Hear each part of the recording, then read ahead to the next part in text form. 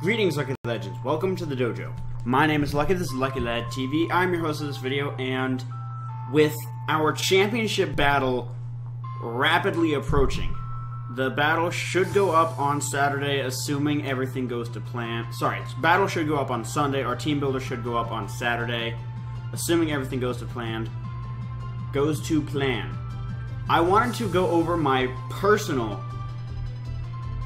views on what I feel were the MVPs in their own way regarding the team that we have. I'm also just going to go over each Mon individually and sort of give a recap to the season as to what I feel that these Pokemon did. Win or lose for the championship, I wanted to make this video. But first, and I'm going to go in order of how I drafted them. So first off is, of course, Jirachi. Jirachi really functioned as, like, the captain of the team, I would say. Mega Manectric, of course, was the mascot, but as far as captain was concerned, it would definitely have to be Jirachi. It was my most versatile Mon. I was able to use it in the most ways. I really got a lot of use out of it. I personally decided that I didn't want to franchise anything for the upcoming season because I like, fresh drafts every time. But Jirachi was definitely one of my main pivots. I used him in over half of the games just because those base 100s are so incredibly useful. I always found a niche that Jirachi could fill. One of the downsides of my team was I only had 2 Pokemon capable of setting up Stealth Rocks. And as far as that was concerned, I really felt that I used Jirachi for that purpose less, simply because of all of the other incredible things that it can do. Now, next up is, of course, Suicune. Now, Suicune is actually in second place in terms of the number of kills that it got this season. My team, the kills were really spread out. The only Pokemon that going into playoffs had 0 kills was Hitmontop, and as you know, Hitmontop swept the Hamden Hydreigons in Week 1, so definitely not something to overlook. But Suicune was one of the biggest parts of the defensive backbone of our team. Between Suicune, Gourgeist, and those two were really the main bulk that we had on our team. We occasionally used Hitmontop, Sylveon, Crocodile, but as far as the rest of the Pokemon on our team, Suicune was our primary form of defensive bulk. Of course, Meloetta does serve as an incredible special wall that we did utilize very well, but I'm speaking, in terms of the season as a whole, Suicune was without a doubt our defensive MVP of the season, sponging up attacks from pretty much any physical attacker that our opponents could throw at us. And I'm very, very satisfied with how it did. It only got, overpowered a couple times this season, but it really served as a very important part of our team. Next up is, of course, Sylveon. Sylveon, the only Tier 1 Pokemon in our draft. I didn't even want a Tier 1 Pokemon. There was nothing there that I really felt like I wanted. But Sylveon actually turned out to serve really well. It is actually the leading killer on our team with 8 kills as of Week 9. Week 10, I don't have the stats for, and I don't count playoffs. Sylveon's Fairy typing was very useful to have. However, that was pretty much all it did for us, with the exception of being a Spexmon or as you saw at the end of the season in the playoffs, a Calm Mind Baton Passer. We never really used it for anything else because it never really just matched up well. Sylveon's one of those Pokemon where if it has the matchup, it will work wonders. But if it doesn't have the matchup, it's just not going to do what you need it to, because it lacks the reliability to either A, take hits, or B, dish out enough damage without being locked into something. So Sylveon, again, surprisingly enough, one of the biggest killers on our team, but overall just such a great Mon that we had. Next up is, of course, Malice, our Crocodile.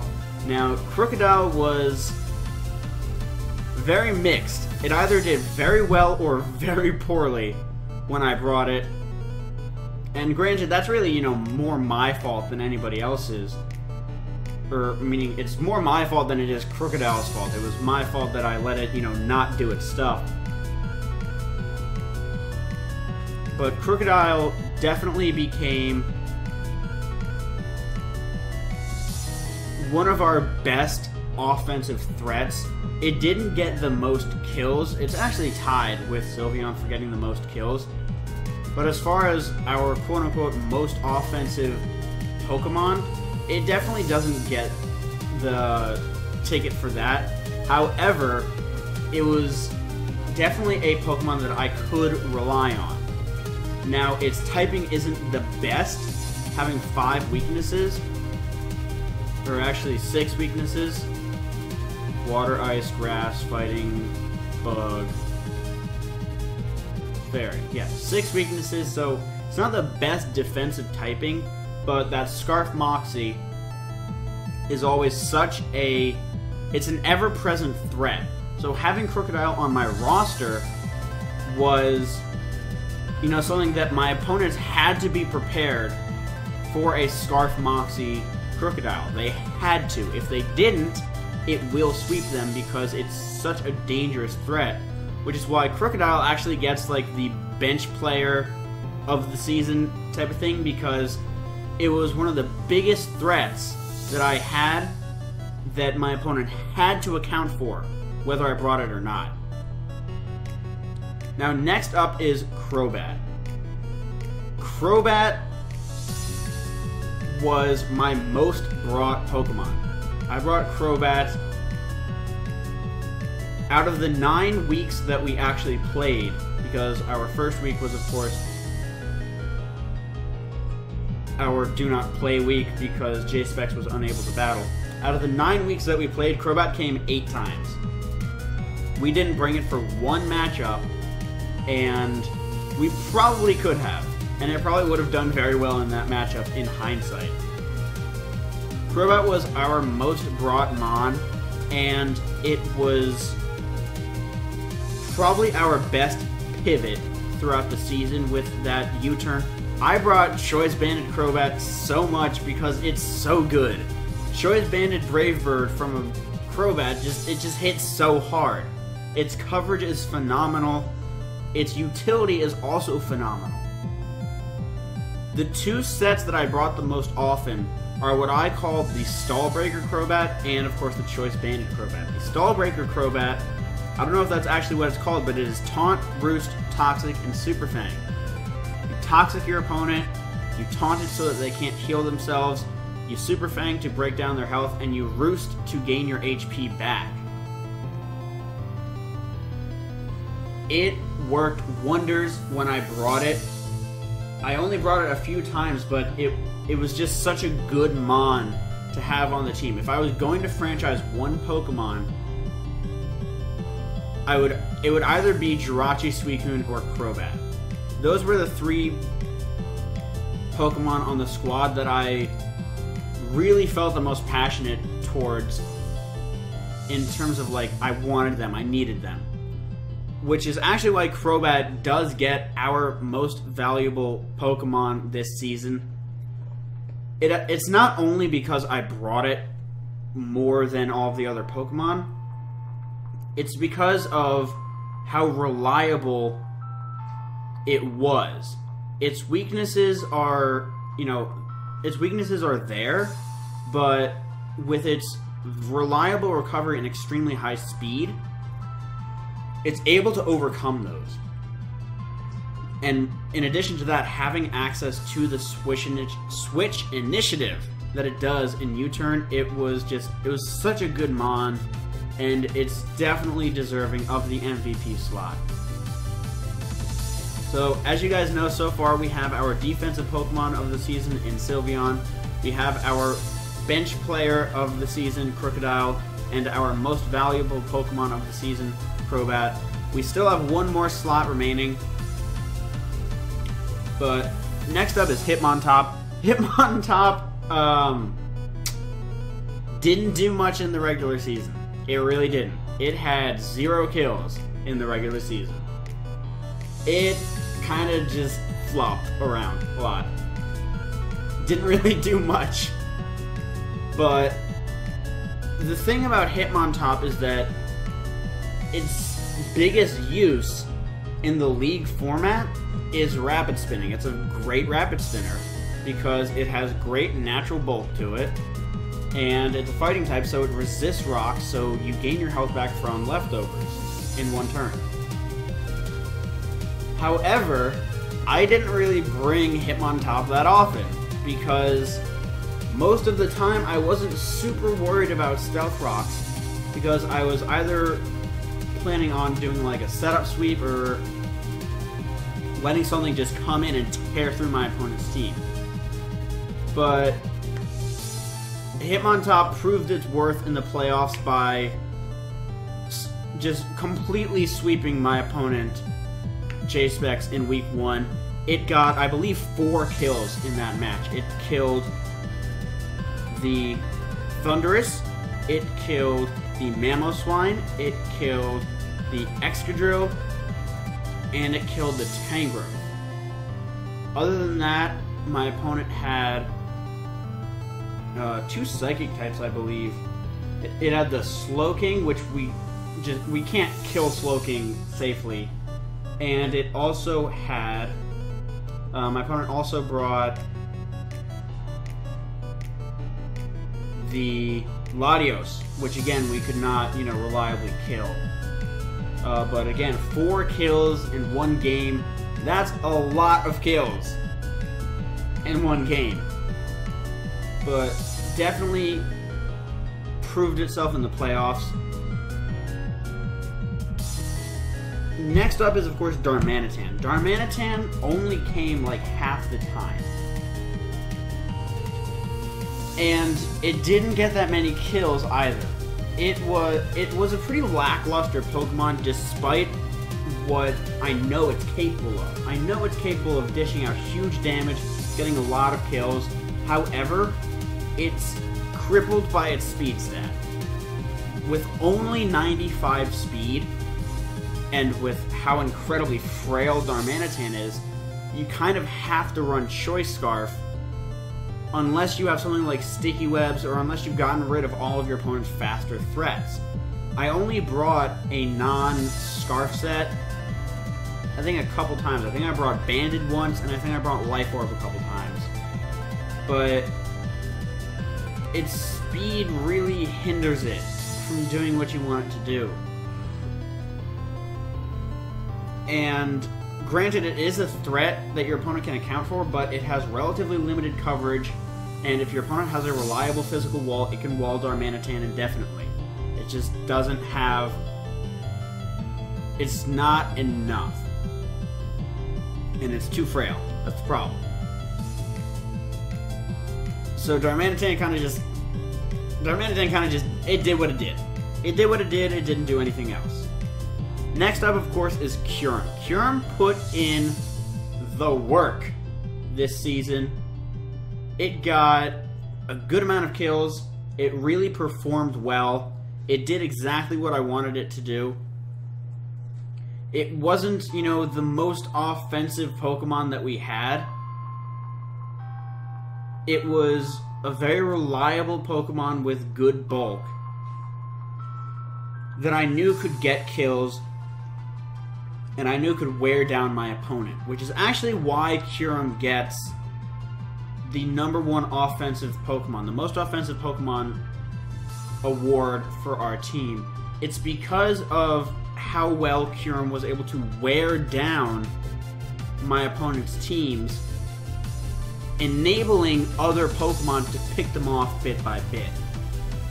Kyurem is strong, it's pretty fast, and it's bulky, but it doesn't have enough speed to, be a reliable sweeper, nor does it have access to the setup moves to be a reliable sweeper. Kyurem I used kind of like as a replacement for Stealth Rocks. I kind of just used it to whittle down on my opponent's team because I knew I could safely stay in against most things with the coverage that I have. But like I said, Kyurem, great Mon. I was very happy with how it performed this season. I probably could have done it a little bit better, but I think Kyurem Black kind of outclasses it as an offensive Pokemon in this format because of how incredibly strong Kyurem Black is in terms of just its physical attack. Next up, of course, we have Mega Manectric. Now, Mega Manectric is, of course, the mascot. It did well. The benefit of Mega Manectric for our team was its speed. It's the fastest Pokemon on our team. It's one of the fastest Pokemon out there. It doesn't really get outpaced by much. It gets outpaced by Pokemon like Electrode, Mega Alakazam, Mega Aerodactyl, Ninjask, and that's all I can think of off the top of my head. There's probably a couple Pokemon that I'm missing. Mega Beedrill and Mega Sceptile. Those are both 145s. But its speed enabled me to scare out some of my opponent's Pokemon to the point of preventing some of them from coming. In Week 5, when we battled the Chicago Sacred Fire, I was actually told after the battle that they brought Adamant Mega Lopunny because they didn't want to risk the potential speed tie with Mega Manectric, so they figured it would be more beneficial for them to run, an Adamant Nature, get more damage output, than to bother trying to win speed ties. Other examples are Mega Pidgeot. Mega Pidgeot did not come Week 1 of the playoffs when we battled J-Specs because Mega Pidgeot... He didn't have Mega Pidgeot. Who had Mega Pidgeot? I know that was a thing. Oh, that was Vert. Week 2 of our playoffs, Mega Pidgeot did not come because Mega Pidgeot just can't beat Mega Manectric. Mega Manectric is faster, it's super effective, it kills it. Even though Mega Pidgeot is a huge threat, it's really fast and it hits really hard. It doesn't have what it takes to beat Mega Manectric. It just doesn't. And speaking of battling Verd, of course, the next Pokemon that we have was Fear, our Gourgeist. Fear put in work.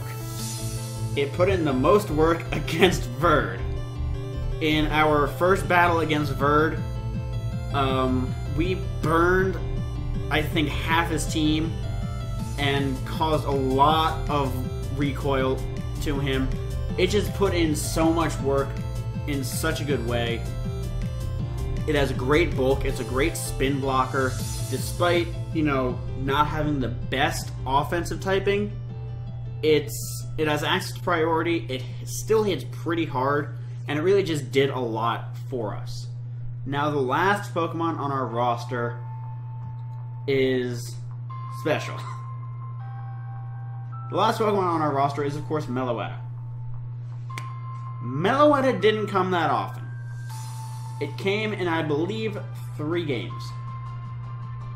Yeah, 3 times. It came 3 times. 4 times. I believe it came 4 times. It did nothing 3 times. It got blown back 3 times, and the one time it did something was, of course, in that Week 5 battle against the Chicago Sacred Fire, being able to wall that Gengar and sponge hits from the Manaphy, that was...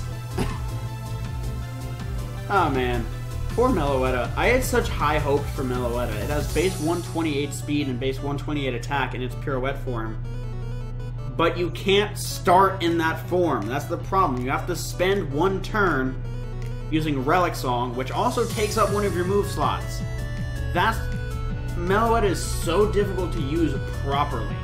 There's almost no point in running Relic Song because getting that off is so difficult.